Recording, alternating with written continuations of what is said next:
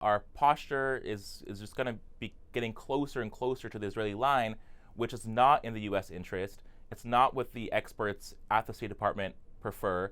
And by firing me, there's now a chilling effect where people who have those concerns and want to say something are less likely to do so. It reads to me that they are preempting a radical policy decision, and that was proven right yesterday when the news came out that there is a plan to move Palestinians out of Gaza.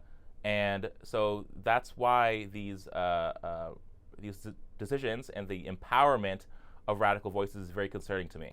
It's interesting, isn't it? Because normally we hear about these things, obviously through leaks or journalism, but normally through the big announcement. But what you're describing is the kind of machinery that sets into play before big policy change. Isn't that basically what we're talking about? These tweaks to wording, these tweaks to press offices and what's allowed to be said. That's the preamble normally for big policy change. Absolutely. And in the process, they got rid of me for even thinking of having what would be normal standard lines in response to these questions. And now they set a new standard moving forward in a more radical direction.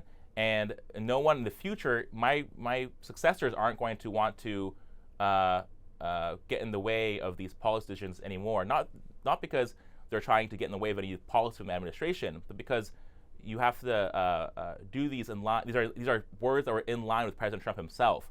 So now there's some pivot happening with influence by certain ideologues that I find very concerning.